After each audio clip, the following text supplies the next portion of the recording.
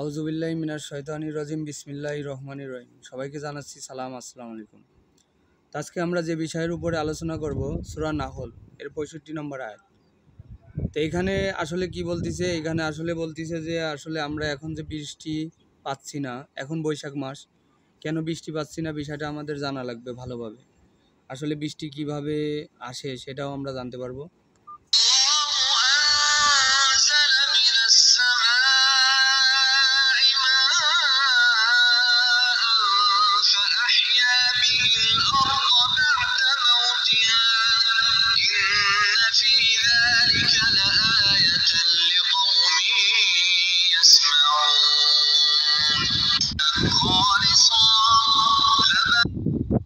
অবশ্যই আমরা যে বিষয়টা দেখছি, বিষয়টা হচ্ছে আরবিতে দেখছি। তো অবশ্যই আমরা আরবিতে যখন কথা বলি বা আরবিতে যখন বোঝার চেষ্টা করি, অবশ্যই আমরা যেহেতু বাঙালি আমরা সবাই বুঝবো না। অবশ্যই আমরা যেহেতু বুঝবো না সেহেতু আমাদের বাংলার খুবই একটা প্রয়োজন আছে, গুরুত্বপূর্ণ। তো এখানে আমরা বাংলাটাকে কিভাবে গুরুত্বপূর্ণ হিসেবে দেখব আমরা একটু দেখি। 65 নম্বর আয়াত, সূরা নাহল 16 এর 65। এখানে আল্লাহ তাআলা বলতিছে, আউযুবিল্লাহি মিনাশ শাইতানির রাজিম বিসমিল্লাহির রহমানির রহিম। যখন কোরআন পাঠ করা হয় তখন তোমরা মনোযোগ সহকারে শ্রবণ করো এবং তা তোমরা যাতে বোঝো, এবং আমি এই কোরআনকে জ্ঞানী সম্প্রদায়ের জন্যই কি করছি, নাজিল করছি। তো অবশ্যই যারা জ্ঞান রাখে, যারা কানে শুনতে চায়, তো তাদের জন্য। তো অবশ্যই আমরা আয়াতটা পাঠ করছি। আয়াতে এখানে বলা আছে, এবং আল্লাহ আকাশ থেকে বাড়ি বর্ষণ করেন, বাড়ি অর্থাৎ বৃষ্টি, অতঃপর তা দ্বারা ভূমিকে পুনরুজ্জীবিত করেন। সেটার মৃত্যুর পর নিশ্চিত তাদের নিদর্শন রয়েছে তাদের জন্য যারা সত্য গ্রহণ করে। অবশ্যই আল্লাহ তাআলা বলতেছে এই মাটি কি হয়, মৃত্যুবরণ করে, এবং আবার তিনি কীভাবে জীবিত করেন, বৃষ্টি দিয়ে জীবিত করেন, বর্ষা দ্বারা জীবিত করেন, কান রাখে, এবং সত্য গ্রহণে কি করে, কান রাখে, অর্থাৎ কান। তো এই কর্ণ আপনাকে কি করা লাগবে, আমি একটা আলোচনা একদিন বলছিলাম, নাসিকা, কর্ণ, চক্ষু। তো অবশ্যই আমাদের এই কর্ণ দ্বারা কি করা লাগবে, কান দ্বারা আমাদের শ্রবণ করা লাগবে। কি শ্রবণ করা লাগবে, আল্লাহর কোরআনটাকে শ্রবণ করা লাগবে যাতে আমরা বুঝি। এবং দেখেন এই শেষ সময় যখন এখন হচ্ছে দাজ্জালের যুগ, তো অবশ্যই বিষয়টা আমরা কোরআন থেকে যেহেতু প্রত্যেকটা বিষয় জানাইতে চাই, তো অবশ্যই এই জমানায় প্রচুর পরিমাণে ফিতনা সৃষ্টি হবে, এবং দাজ্জাল কালাম প্রচুর পরিমাণে ফিতনা সৃষ্টি করবে প্রত্যেকটা জায়গায়, যা আমরা কোনোভাবে বুঝতে পারবো না। তো ওয়াটার সম্পর্কে আল্লাহ তাআলা এখানে জানাইছে, ওয়াটার অর্থাৎ বৃষ্টি, পানি, বাড়ি, জল। আপনি যে ভাষায় বুঝতে চান না কেন, আল্লাহ তাআলা আপনাকে সব ভাষায় আল কোরআন নাজিল করছে। তো অবশ্যই আমরা যেন বুঝে বুঝে পড়ি। তো এখানে আমরা দেখব তাফসীর থেকে কিছু একটা বিষয় দেখব। এখানে কি বলতিছে, এবং বুঝে শুনে চিন্তা ভাবনা করে তার সিদ্ধান্তে উপনীত হয় যে, বুঝে শুনে চিন্তা ভাবনা করে এবং সে তার সিদ্ধান্তে উপনীত হয় যে সত্য সর্বশক্তিমান আল্লাহ ভূমিকে সেটার মৃত্যু অর্থাৎ উৎপাদন ক্ষমতা নষ্ট হওয়ার পর পুনরায় নতুন জীবন দান করেন। যে বলছিলাম উৎপাদন ক্ষমতা অর্থাৎ এই জমিন কি হয়, মৃত্যুবরণ করেন এবং পুনরায় তাকে কি করেন, জীবিত করেন। আল্লাহ তাআলা এটা করেন কিসের মাধ্যমে, সে তার ক্ষমতার মাধ্যমে, কোন ফায়াকুন, তার যে ক্ষমতা আছে সেই ক্ষমতার মাধ্যমে তিনি কি করেন, এই ঘটনাগুলো সৃষ্টি করেন। তো আমরা দেখব যে পুনরায় এবং নিঃসন্দেহে জীবিত করার পর নিঃসন্দেহে তিনি কি করেন, জীবন দান করেন। তিনি মানুষকে তার মৃত্যুর পর নিঃসন্দেহে জীবন দান করবেন। আমরা ভাবি যে আমরা মারা গেলে, অনেকেই চিন্তা করি যে আমরা আর জীবিত হব না, কিন্তু না, এটা সত্য নয়। আমরা মারা যাওয়ার পর আমরা আবার কি হব, জীবিত হব।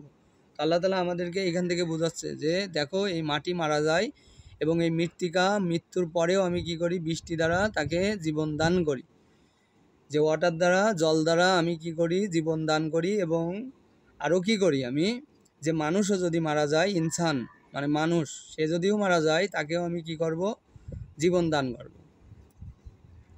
এবং এখান থেকে আমরা আরও দেখব যে আমাদের আজকে যে আর কি যে পর্যায়ে আমরা আছি, যে এলনিনোর সময় আমরা আছি, এলনিনোটা আসলে মানুষ কি আসলে সৃষ্টি করে? হ্যাঁ, মানুষ নিজেই এলনিনো সৃষ্টি করে ফেলেছে। কিভাবে এলনিনো সৃষ্টি করে ফেললো এই সম্পর্কে আমরা একটু জানব। যার মধ্যে কোনো বস্তু মিশ্রণের লেমস্য নেই প্রথম, অথচ প্রাণীর মধ্যে শরীরের মধ্যে খাদ্য গ্রহণের একটি মাত্র স্থান রয়েছে। প্রাণীদের শরীরে খাদ্য গ্রহণের কি আছে, একটি মাত্র নির্দিষ্ট স্থান রয়েছে, সে প্রাণী মানুষ হোক বা কোনো গরু, ছাগল, মহিষ, বিভিন্ন রকম দুম্বা, উট, ভেড়া যাই হোক না কেন, সেগুলোর ভিতরে কি আছে, খাদ্য গ্রহণের নির্দিষ্ট একটা জায়গা আছে। এবং গাছের চারা, ঘাস, পাতা ও ভুসি ইত্যাদি গিয়ে সেই পৌঁছে যায়। অর্থাৎ আল্লাহ তাআলা কি বলতেছে, বিভিন্ন আমরা যে ধান, গম, ভুট্টা, যা কিছু মুসুর ডাল এবং তার যে ভুসিগুলো থাকে, সেগুলো আমরা মানুষও যা খাই এবং যা পশু পাখিরা খায়, সেগুলো ঠিক একই স্থানে যায় পৌঁছে যায়। এবং এইখান থেকে আরও একটা বিষয় আল্লাহ তাআলা আমাদেরকে জানাচ্ছে যে এই গরু যখন সে দুধ দেয়, তার রক্ত কি হয় না, ওই মিশে না। কিসের সাথে মেশে না? গোবরের সাথে মেশে না, না দুধের সাথে মেশে। তো আল্লাহ তাআলা এরকম প্রত্যেকটা পার্ট বাই পার্ট আমাদেরকে বোঝাচ্ছে যে প্রত্যেকটা জিনিস পার্ট বাই পার্ট যদি তোমরা নিয়ন্ত্রণ করো, তাহলে কি হবে না, তোমাদের কোনো বিপদ হবে না। এবং আল্লাহ তাআলা এই জ্ঞানী সম্প্রদায়ের জন্য এই বিষয়টা সুন্দরভাবে বোঝাচ্ছে। তো আমি বেশ কিছুদিন পর অবশ্যই আমার আলোচনার ভিতরে আসলাম। তো অবশ্যই কিছুদিন ধরে কিছু সমস্যার ভিতরে ছিলাম।